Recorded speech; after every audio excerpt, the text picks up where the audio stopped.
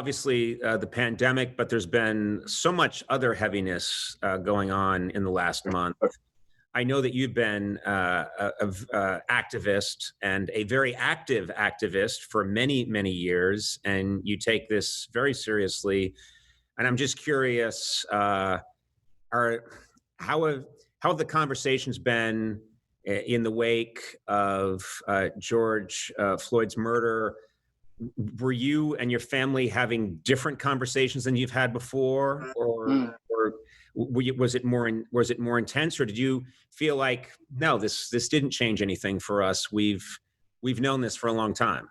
Well, we've definitely had these conversations before, but I think everyone has felt an intensity about this one, and it has been ratcheted up. Mainly because of the callousness and the manner in which it was, the murder happened, and how we were all locked down and just watching it on a loop. I mean, I never saw the whole tape, actually. I just saw the beginning and the end. I couldn't really watch it. But yes, these conversations have been had prior to this with my family, with the community. Mm-hmm.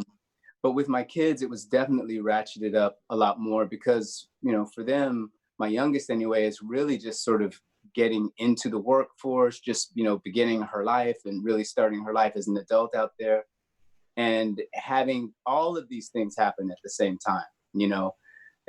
George Floyd was after Ahmaud Arbery, was mm-hmm. after Breonna Taylor, was after even, Amy Cooper in the park. So I think the confluence of all of those things together with the pandemic on top of it really made this sort of like, boiling point happen. And then, we saw the lid come off. And hopefully we will continue to find ways to keep the conversation alive. I know that there's still, protests, Portland, it's still happening all around the country, all around the world, really. So it's not like people have completely forgotten. But, human beings want to exhale. They want to let that stress off and go back to what they believe is normal.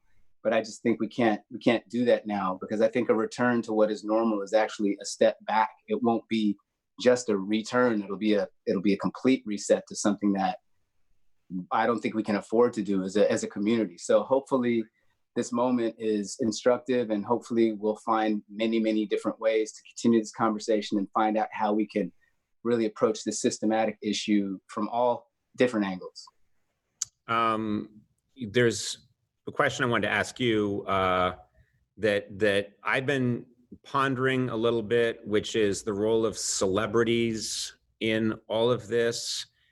I think it can maybe sometimes get a little complicated with 100. celebrities, and I think you feel the same way. But I thought maybe we could have a discussion about that. Mm-hmm. My feeling being, there's a very fine line between someone in the public eye giving of themselves and trying to move this piece forward and trying to help us all grow, and saying, "Hey, look at me. I'm check me out." It can flip so quickly, and I just wanted to talk to you about it, because I'm sure you have a strong opinion about it.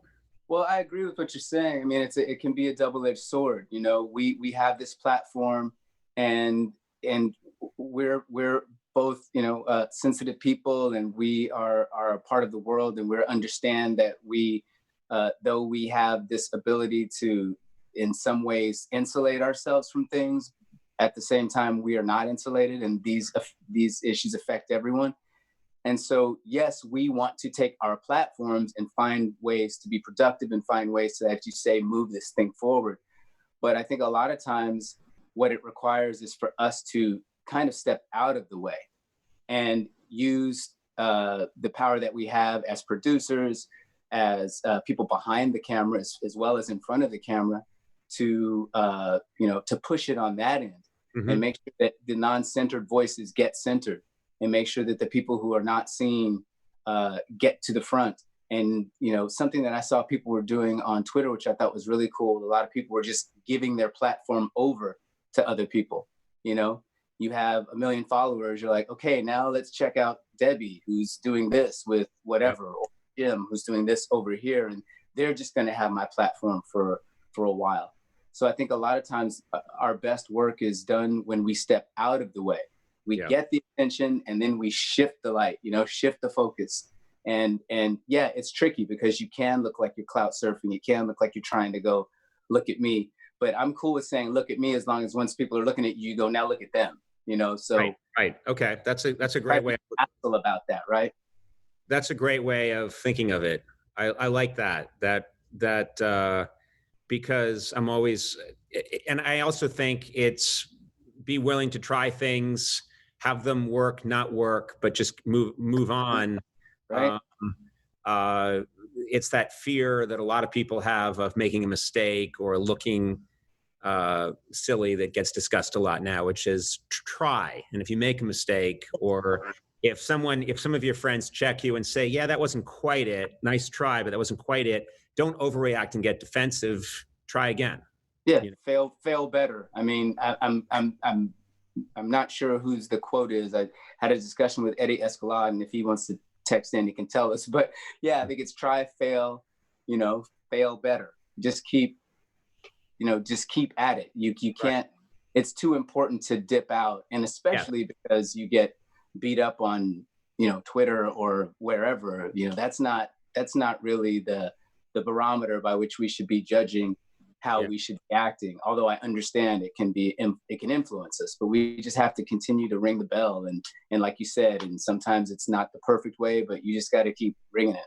Yeah. I always think, this has been something this issue has plagued our country for a couple of 100 years. It is the defining, stain on our country that we need to get better. We need to resolve. And so if some embarrassment on Twitter is the price that you pay, so what? Suck it up. Yeah, suck it up.